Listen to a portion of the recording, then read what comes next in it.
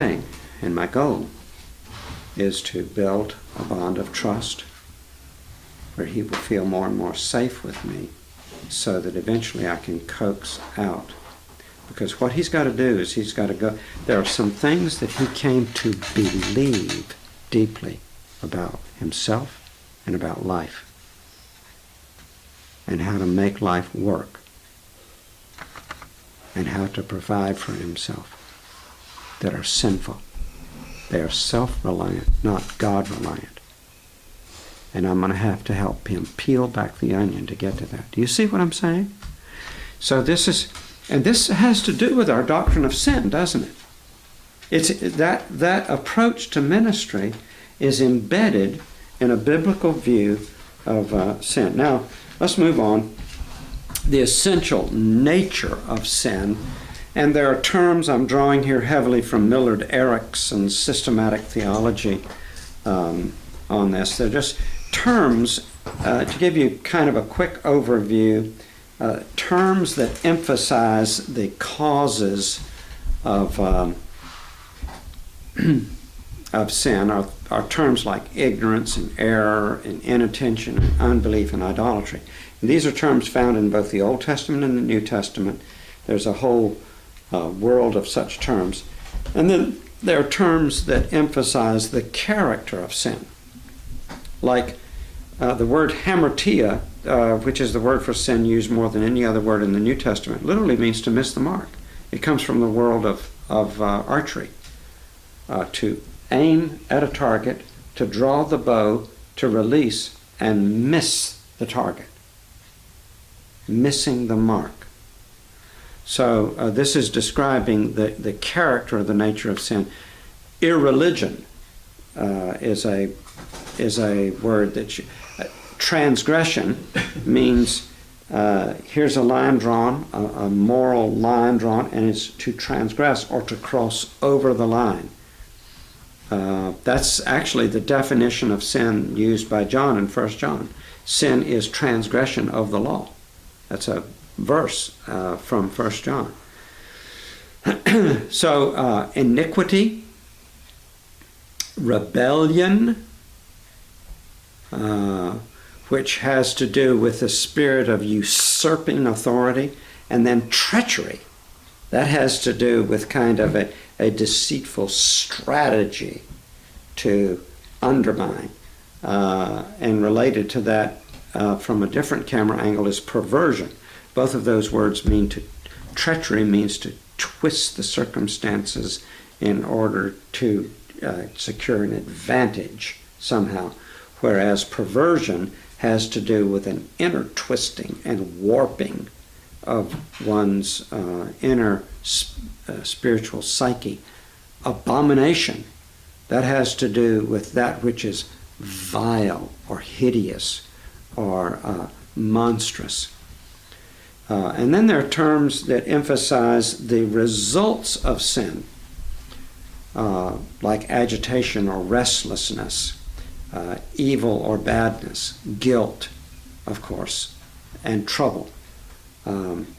Man is made for trouble as the sparks fly upward from Job. Speaking there of man's sin nature. And there is no peace, says my God, for the wicked. There's that restlessness. All right. So the driving force of sin, though, one of your blanks, seems to be some form of God displacement. Now we're stepping back from all of this sort of inner and outer, the roots of sin and the fruits of sin, to say, what is the motivational drive? What is it? What's the goal? What deep longing inside is behind all sin? Well, it's some form of God displacement. And that's because sin is against God. You remember I said there earlier, one of the big problems in the world's view of sin, if it has any view of sin at all, if they think it even exists, it's not in terms of that it is a relational assault against God. It's a deviation from some standard, maybe, but there's no relational component to it. And this is why, for example, you'll see there in your notes that the first commandment has all of the other commandments packed into it. It disallows what? It disallows idolatry. The essence of idolatry is a God replacement, right? When you worship an idol, you're worshiping this instead of God. By the way, that's interesting to consider. You remember the name for the great monarch of evil in the history of the world, and as things are moving toward the climax of the end, there's this figure that's described in prophecy. Do you remember the name for this figure? Antichrist. Antichrist. And did you know, our word anti means against, doesn't it? Opposed to. But actually, the word in the Greek, that preposition attached to the front of antichrist, means instead of. So the Antichrist is opposed to Christ because he's seeking to replace Christ. He wants to usurp Christ from his throne and ascend that throne of power and authority himself. And so, guess what? You know, if, all sin is kind of modeled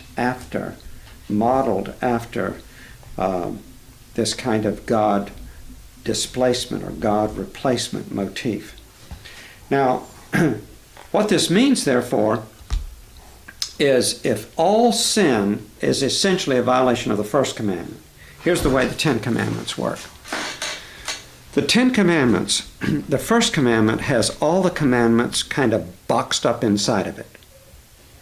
And then the rest of the commandments is you take the lid off of the first commandment, reach down inside, and pick up the second, the third, and the fourth. But really, they're all packed inside of the first commandment. And then the last commandment, thou shalt not covet, is a repetition of the first commandment. Because notice, it's dealing with desires, longings. I want this thing. Somebody's got something I want, and I want to displace them in their possession of it. It's that displacing another kind of motif. Now, when you think of modern idols, you can't think of statues of wood or stone or that kind of thing, right? What are some of the idols, common idols in our life today? Money. Money? Big Children. one? Children? Wow, okay, and grandchildren. Yes. Yeah, that's right. Yeah. Children. And now, is money evil? Inherently evil? No. Are children bad? Well, sometimes. More often than not. Well, but still, I mean, they're precious, they're valuable. What are some other idols? Kind of typical ones. Work. Work, accomplishment, achievement, success, accolades, honors, power. Yeah. Money is God in New York and power is God in D.C. Really, yeah, I mean, they're just flip sides of the same coin, aren't they? So, how about sex? That's a big idol in our society today. Okay. Also, the very first sin, and every sin since the first sin is kind of a rerun of it, the very first sin of the garden was trying to figure out a way to function without God. It was a form of God displacement in the sense of self-sufficiency instead of God-sufficiency, self-reliance instead of God-reliance. And the reason I say that is this, and I think this is somewhat repetitious of what we've looked at already, because it seems like we looked at Genesis chapter 3, didn't we? A little bit. Or am I confusing this with another talk somewhere else? Genesis 3, Satan comes to him, and his bait, if you will, was when you eat, God knows, when you eat this fruit of the knowledge of good and evil, You'll be just like God. you will be like God. And you will know good and evil. You'll be like God and you'll know good and evil. So he offered them these two things. If you eat this fruit, you will get these two things. Now, the one thing that the scriptures had said up to that point about Adam and Eve is that they were like God. They were in his image. And so they already had likeness to God. And they already knew good and evil. God had told them, this is good and this is evil. But notice this, they had to depend on God for likeness to God. They couldn't derive likeness to God from themselves. They couldn't stand on their own independent recognizance as like God. Every living moment, their enjoyment of likeness to God had to come straight from God. So they had to live dependently on him. Do you see that? Now, knowledge of good and evil. They couldn't decide on their own what was good and what was evil. In fact, they couldn't figure it out. The command, don't eat of this fruit, there was nothing that they could conclude by using their logic and their reason to figure out that was wrong and the other was good. The only way they could figure out that was wrong and that the other was good is because God said that it was wrong. So they had to trust him or depend upon him. So the lure of what Satan was offering is you can have likeness to God and you can know good and evil, but you can have it on your own. You can rely upon yourself for it. You can set up your own God franchise. You can hang out your own God shingle. See that? God displacement with themselves. Now that was the energy in the very first sin. So every sin thereafter for Adam and Eve, and every sin thereafter in those of us who are made in his image and likeness spiritually, is rooted in a God displacement motif. So the critical question with every besetting sin is, what am I counting on? What am I relying on? What am I looking for?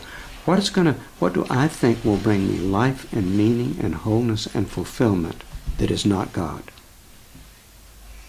And repent of that, and then the actual acts of sin that flow out of that root. See, deal with the root, and then the fruit will be addressed.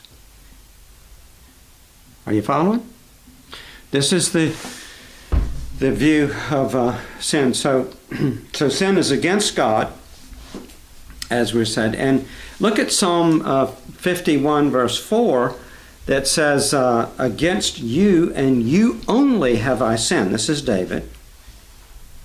And done what is evil in your sight, so that you're proved right when you speak and justified when you judge. And remember, David is saying this after he had committed adultery with Bathsheba, and after he had murdered Bathsheba's husband Uriah to cover up the sin, and he was confronted by his sin by Nathan the prophet, and he was broken, he repented, but he goes to God and says, against you and you only I've sinned. Don't you want to break in on the middle of his confession and say, excuse me, buddy, seems like you sinned against your Bathsheba? How about poor Uriah? I mean, you sinned against him too. You murdered the dude. And by the way, what about your other wives? Didn't you sin against them? Oh, and excuse me, didn't you sin against all of Israel because you were placed in a position of authority over them and responsibility, and you defaulted, you shamed the nation, not just yourself and your family? Let's make a list. You sinned against a bunch of people. Here's the point. It's sin against all those other people because it's first a sin against God. Right. You see that? Whatever wrongs God, whatever displaces God, is what makes sin sin. So again, this God displacement impulse expresses itself in a couple of things. First of all, the desire to enjoy things. Things good in themselves, like food, sex. These are good things. But to use and abuse these things in excess or in a way that ignores or supplants God's will and way. And that's described in 1 John 2:16. Did I put that reference in your notes? Yes. Okay. That's called in 1 John 2:16 the lust of the flesh. That's a desire to enjoy something illicitly. And then secondly, another one of your blanks, the desire to obtain things. Possession is not bad, per se. But when we find security in and significance in things, it can displace God. And this is called the lust of the eyes in 1 John 2:16. And then thirdly, there's the desire to achieve things. I mean, stewardship of resources and gifts to accomplish can be good. But when my identity, who I am, is anchored in my performance or my accomplishments, and I am deriving life, meaning, wholeness, through this achievement, then it's called the pride of life. The lust of the flesh, the lust of the eyes, and the pride of life. It's all kind of condensed for us in that nice little reference, 1 John 2, verse 16. Notice you have three things: lust, loot, and laurels. Or pleasures, possessions, and plaudits. Lust, loot, laurels, pleasures, possessions, plaudits. But all sin, these are like tributaries flowing out of the river of God displacement. Does that make sense? It can channel off in this direction, it can channel off in this direction, and channel off and sometimes it's going this way, sometimes it's going that way, sometimes it's going the other. But this is a nice little summary of the sin delta that the river of God displacement makes in our lives. Now notice that each of these things are good. Enjoyment, obtaining, and achieving, there's nothing wrong with that per se, is there? And the things that we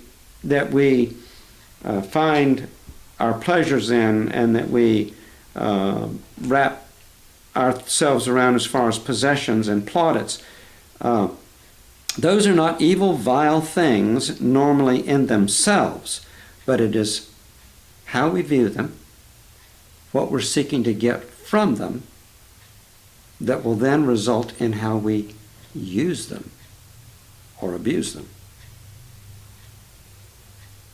That's why we could say that sin, another one of your blanks, is a perversion of the good. You know, God did not create good and evil. God created good, and evil is the twisting of a God-created thing. It's the mangling or perverting of the mutating of that which is good. Now, let's look, number 6, at the effects of sin on our relationship with God. You'll see in your notes there I've listed 4, summarized it under 4 headings. First of all, it incurs God's wrath and anger. I mean, that's not a popular subject today. But in Exodus 32, 10 and 11, we read about God's wrath, quote, burned hot against Israel, that threatened even to, quote, consume them. But that's, remember, when Moses intervened in his intercessory prayer, and it turned away God's wrath. Psalm 106 verse 40 says, "The anger of the Lord was kindled against his people, and he abhorred his heritage." Jeremiah 4 verse 4, God commands Israel, "Circumcise yourselves, lest my wrath go forth like fire and burn with none to quench it, because of the evil of your deeds." In John 3:36, Jesus speaks of how the wrath of God remains on those who do not believe in him. Romans 1:18, the wrath of God is revealed from heaven against all ungodliness and unrighteousness of men who suppress the truth or hold it down in unrighteousness. So, you understand, of course, that in the gospel, that's what Jesus endured in our place, is the wrath and anger of God, the just condemnation for our sin. And it also imparts guilt. I mean, Adam and Eve, nobody had to teach them to feel guilty. They're ducking and dodging, bobbing and weaving, running and hiding, concealing themselves with the fig leaves, hiding from God, hiding from each other, hiding in a sense from themselves. They immediately began to feel this guilt, a sense of wrong done, and a sense of, I'm going to have to answer for this, a sense of accountability. Thirdly, sin invites punishment. There's this phrase that pops up again and again, especially in Isaiah and Jeremiah, the day of vengeance. The day of vengeance. It's used about, at least 6 or 7 times through those portions. And then God said, didn't he? He says, "In the day that you eat, you shall surely die." So there's this infliction of death, which is, when you think of death, don't think of extinction. Okay? Because isn't it true that that even the wicked have eternal existence? I mean, that's the picture that you see in terms of eternal condemnation. There's no annihilation there. There's no kind of going into a deep sleep forever. They're very aware, very conscious. But when we think of death from a biblical point of view, which is very alien almost to the Western worldview in terms of death, because we think of death as termination, the end. But in the Hebrew world, in the biblical world, it was more the idea of alienation or separation. By the way, even the word for devil is diabole. In Spanish is diabolos. Remember that? Which is straight from a Greek word, bole, to throw, dia, apart, to throw apart. That's Satan. He's a separator, an alienator. And of course, he's the monarch of death. And so death itself, like physical death, is not termination. It's the separation of the soul from the body. It's the separation of those things which, when joined, make life. Spiritual death is the separation of the soul from God. And eternal death is the entering into a more complete and permanent and interminable version of that separation of the soul from God. And you have those passages in Revelation 20 and Matthew 25. Pretty dark, isn't it? Picture there of the effects of sin on our relationship with God. But all of that, now, brothers, if we do not believe everything I just said here in this point number 6, we'll never really treasure the gospel. And neither will our people. If they don't believe that these things are true, that these are definers of reality, in a moral universe of accountability to God. But when we know these things are true, then we will run to the cross. And we will plead with others to be reconciled to God, as the apostle puts it in one place.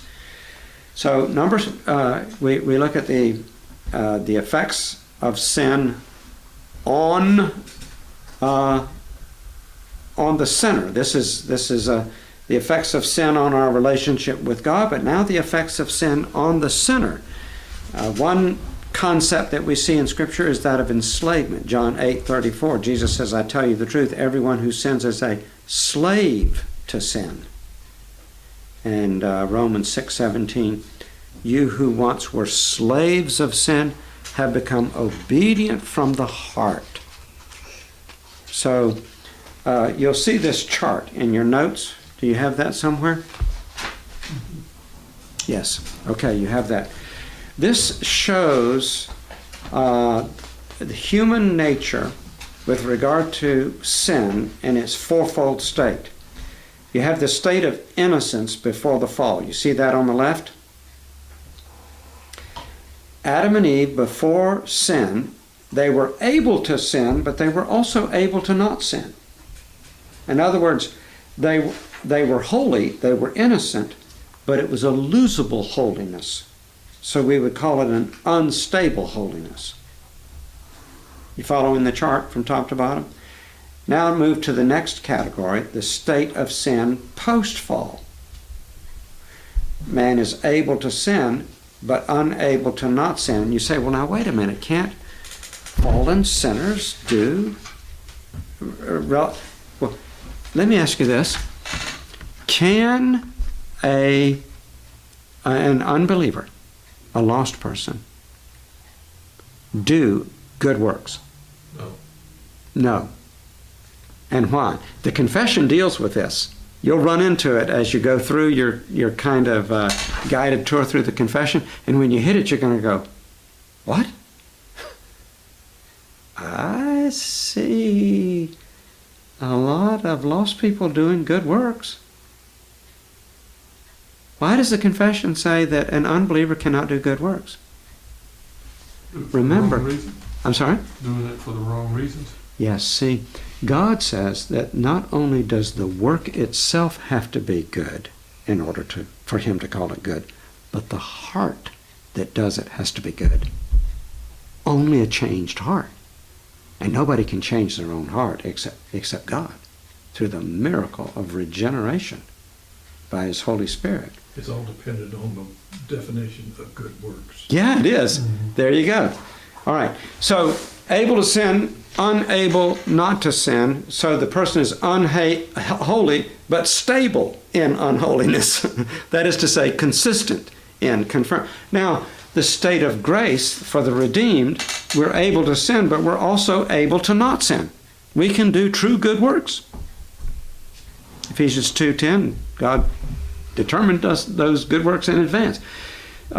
So again, both holy and unholy and unstable. You see that? But in the state of glory, in heaven, not able to sin. Holy and stable, secure, consistent, confirmed, and undeviating in that holiness. The third state of grace, is this also your sanctification? Yes, and so what's happening is more and more holiness and less unholiness. However, what it feels like to the person being sanctified is it feels like they're getting worse. Raise hands. This is a support group. Okay, everybody, is anybody in here feel like you've actually gotten worse? I recognize how worse I had. That's the key. You see stuff that was there all along, you just didn't see it before.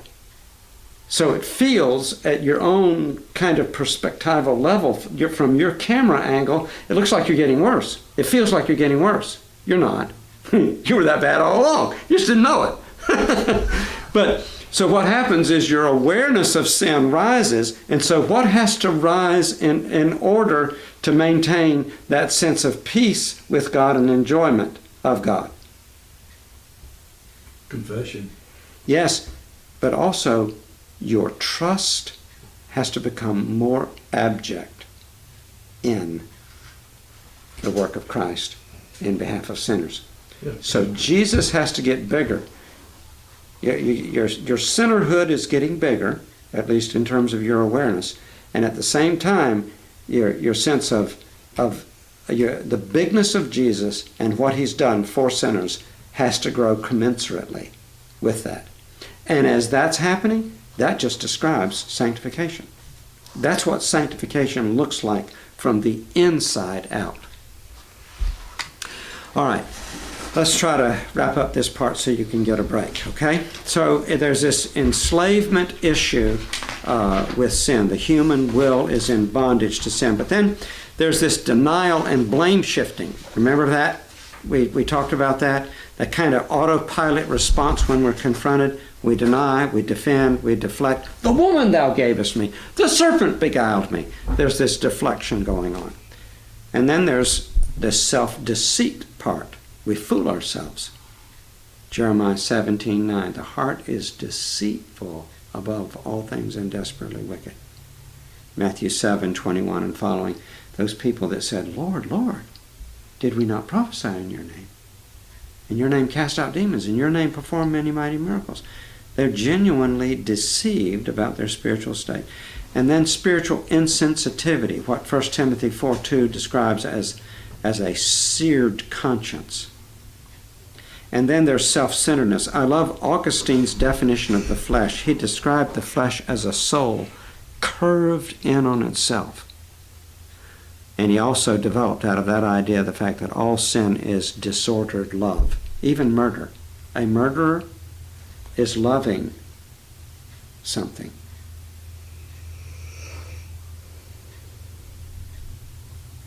Think about that. Go read Augustine on it. Anyway, finally, restlessness. There's no peace, says my God, for the wicked. That's why Jesus says, come unto me, all you labor heavy laden, and I'll give you rest. Okay, let's review. Here we are. The effects of sin on our relationship with God, the effects of sin on the sinner, and the effects of sin, lastly, on others. It produces this kind of barrier relationally. What causes quarrels, James 4? Competition. What causes quarrels and fights among you? Is it not this, that your passions that are at war within you? You desire, you do not have, so you murder. You covet and cannot obtain, so you fight and quarrel. So there you have the relational divisions and disharmonies. Inability to empathize. Philippians 2, verses 3 to 5 talks about sin is looking to one's own interest and not to the interests of others. It involves this rejection of authority theme. Luke 19